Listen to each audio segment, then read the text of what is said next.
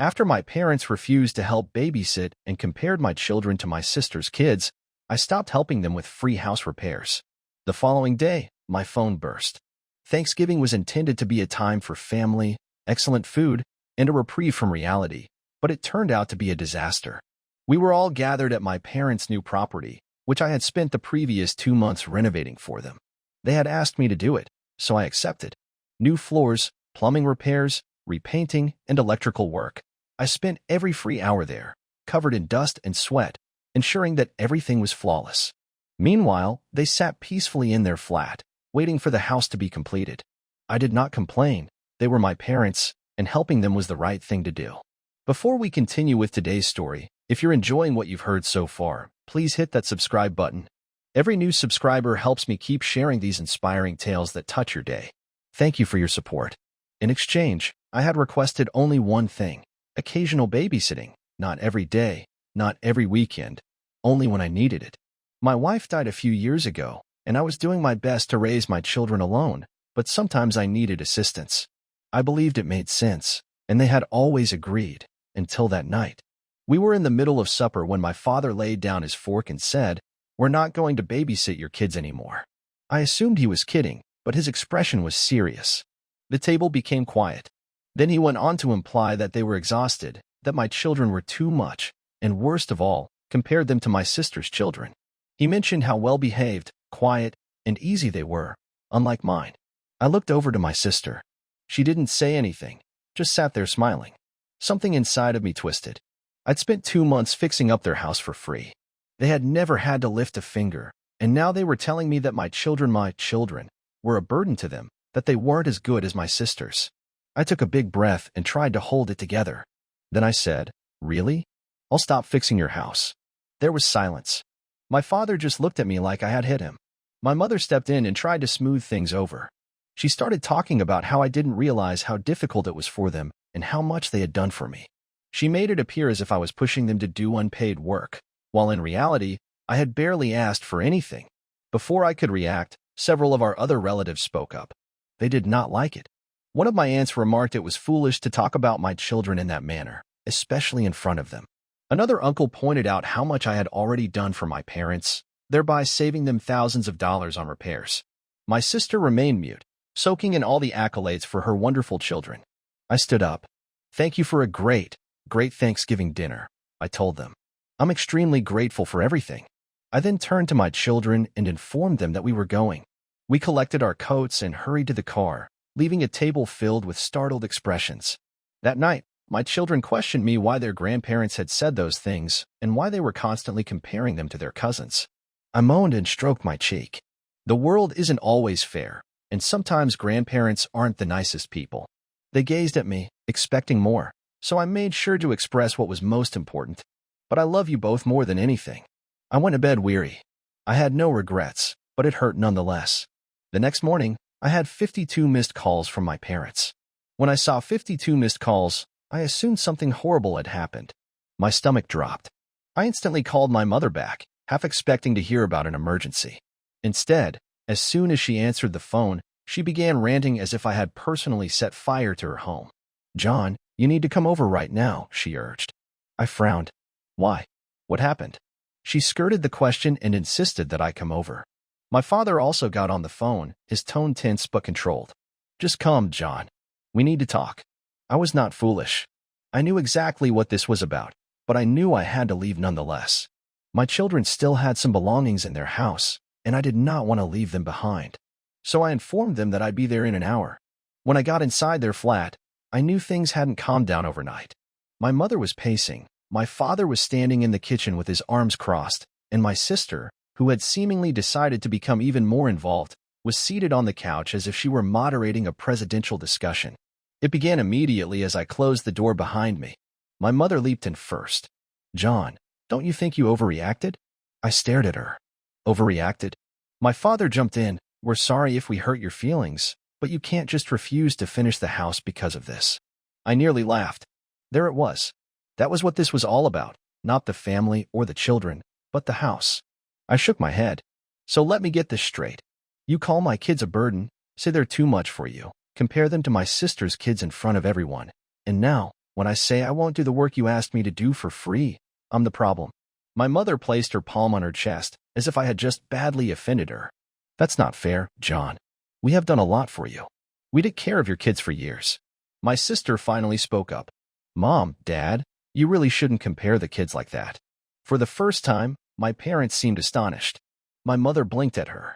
You don't think we were right? My sister shrugged. It's not about being right. You just shouldn't have said it in front of the kids. It's not okay. I must admit, I didn't expect her to say that. She wasn't exactly defending me, but she wasn't supporting them either. Instead of backing down, my father turned back to me. John, we just want this to be over. You're not going to cut us off over something so small. I looked him dead in the eyes. Watch me. My mother gasped, as if I had threatened to place her in a nursing home. My father began to say something else, but I was done. I went to the closet, got my children's clothes, and proceeded out the door. And that was when my mother said it. John, you're being selfish. I paused. Selfish? After 2 months of free labor? After bending over backwards to help them? After never complaining about all the times they needed something from me? I turned around. Selfish? You want me to work on your house, but you won't even look after your own grandchildren? You want my time, my effort, my energy, but the second I need something, it's suddenly too much for you. My mother opened her mouth to respond, but I was finished. You don't have to babysit anymore, but I don't have to fix your house either. Then I walked out. That was only the beginning. Things worsened during the next few weeks. First, they attempted to force me to return. Then they attempted to guilt me. Then they begged because they had a serious situation. Hiring professionals would cost a fortune, and the longer I ignored them, the more desperate they became. But just when I thought they couldn't get any more manipulative, something happened that changed everything. For the first few days following the incident, I ignored their calls. I ignored their text messages as well. Then began the guilt trip. First, my mother gave the typical, "We're getting old, John. We won't be around forever" spiel. Then my father wrote me a long note about family loyalty and how I was being unreasonable over a minor misunderstanding. Meanwhile, my sister remained relatively silent. I assumed she was trying to stay out of it, but at least she spoke up briefly during the debate. Then, about a week after Thanksgiving, I received a message from my father that made me laugh. John, we forgive you. Can you come finish the house this weekend? Forgive me? I did not even respond. That's when they changed their strategy. At first, they tried to bribe me. My mother called to say they'd start babysitting again if I finished the house. I told her no. My father then texted me that they'd be willing to help with the kids if I came over to talk things out. I told him no. Then they sent my sister to try. She called one night and began with light conversation, inquiring about my children. Then she spoke casually, maybe you should just finish the house. They're being stubborn, but it's probably easier if you just get it done. I laughed. So I do free labor, and in return, they insult my kids, and you think I'm the one who should back down? She paused. I mean, it's their house, John. They're just stuck in their ways. You know how they are. I do. That's why I'm not doing it. She exhaled. Look, I get it, okay? But they're never going to admit they were wrong. They're parents. That struck me. She knew they were mistaken. She wasn't even attempting to dispute it, but she knew they'd never say it aloud. I told her I had to leave and hung up. That night, I considered everything, about how for years I had done things for them without expecting anything in return, about how they had never shown me genuine appreciation. They acted as if it was my responsibility to help them, but an inconvenience to help me. And I determined I was finished completely. That was the night I blocked their numbers. 2 days later, my sister arrived at my place unexpectedly. I opened the door and noticed her standing there, looking embarrassed. We need to talk, she said. I allowed her inside. She sat down at my kitchen table and stared at me for a moment. Then she sighed. They called a contractor, she explained. It astonished me. Good. So they finally got someone to do it. She grimaced. Yeah, but there's a problem. I waited. They got scammed. I blinked. She nodded. Dad hired some guy off Facebook because he was cheaper than a real company, paid him up front, and now he's gone. Took the money and disappeared. I couldn't help it. I laughed. My sister shot me a glance. John, they lost $10,000. I stopped laughing. 10 grand? Wait, where did they even get that much money? They borrowed some of it, she told me. From family. That part took me off guard. Who? I asked. She hesitated before saying, Uncle Mark, Aunt Linda, even Grandma. I sat back. They borrowed from other individuals to avoid acknowledging they needed me, and now they were $10,000 in debt with a half-finished house. I shook my head. That's not my problem. My sister nodded slowly. I know. And I told them that. That made me pause. You what? She exhaled. I told them they should have just apologized to you. That they did this to themselves. For the first time in this disaster, I felt a shift. My sister, their favorite and golden kid, had actually spoken up for me. She leaned forward. John, they're desperate. They want you to come back. They're still being stubborn, but they know they messed up. I crossed my arms. She shrugged. And I think you should make them beg. Hearing my sister say that threw me off. She had always been their favorite, the one they admired and supported, and now she told me to make them beg. I raised an eyebrow. You really think they'll do that? She flashed me a half-smile. They don't have a choice. For the first time in my life, I felt in control. I slumped back in my chair. So what exactly do they want from me? She exhaled. They want you to come over and talk. I laughed. Yeah, I've heard that before. She nodded. I know. But this time, they're not in control. You are. And she was correct. I did not go that day. I did not go the following day either. I let them sit in their mess, allowed them to sweat. A few days later, my mother broke down. She wrote a rambling text that was part apology and part excuse. She admitted that they may have been unjust and should not have said what they did. But what was the funniest part? We should have handled things differently, but you also overreacted.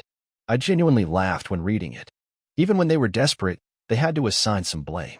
I ignored the message. Then my father tried. His response was simpler. John, we need you. Come back and finish the house. We'll figure everything else out later. No apologies, just, we need you. I also overlooked that. The next night, my sister called. Okay, she said, I think they're actually breaking this time. What happened? They told me to tell you they're sorry. I blinked. Wait, they actually said that? She paused. Well, they told me to tell you. Not in those exact words, but... I exhaled. Close enough. She then said something that astonished me. They asked if I thought you'd ever speak to them again. That made me pause. For the first time, I realized they were truly terrified.